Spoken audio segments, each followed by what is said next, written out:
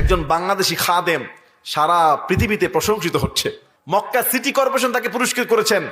ঘটনা কি জানেন? আমরা যখন মক্কা মদিনায় যাই তখন দেখি যে মক্কার মধ্যে মানুষ দেদারসে খেজুর দিচ্ছে, খাবার দিচ্ছে, মানুষকে খাবার দিচ্ছে, কোরআন শরীফ দিচ্ছে, জায়নামাজ দিচ্ছে।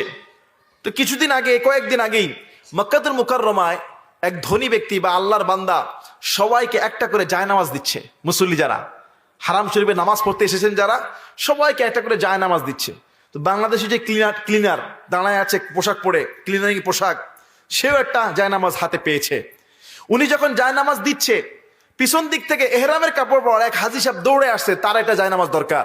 কিন্তু উনি আস্তে আস্তে জায়নামাজ দেওয়া শেষ। উনার মনটা খারাপ হয়ে তিনি যখন চলে যাচ্ছে, বাংলাদেশি সেই ক্লিনার ভাইটা, পরিচ্ছন্ন কর্মী খাদেমটা, তিনি যখন এই দৃশ্য দেখলেন, তার নিজের হাতে জায়নামাজটা সেই উমরা করতে আসা এহরামের কাপড় পরা হাজী সাহেবদের হাতে তুলে দেয়, সেই হাজী সাহেবকে দিয়ে দেয়। হাজী সাহেব এত খুশি হয়ে যায়, এই দৃশ্য ভিডিও হয়ে যায়, যে দেখলেন যে একজন হাজী সাহেব উমরা করতে আসছে, জায়নামাজ চেয়েছিল কিন্তু ভাগে পাই না, শেষ হয়ে গিয়েছে। আর বাংলাদেশি একজন সাধারণ ক্লিনার, তার ভাগে যে জায়নামাজ পড়েছে, সে নিজের হাতে সেই হাজী সাহেবকে সেই জায়নামাজটা তুলে দিয়েছে।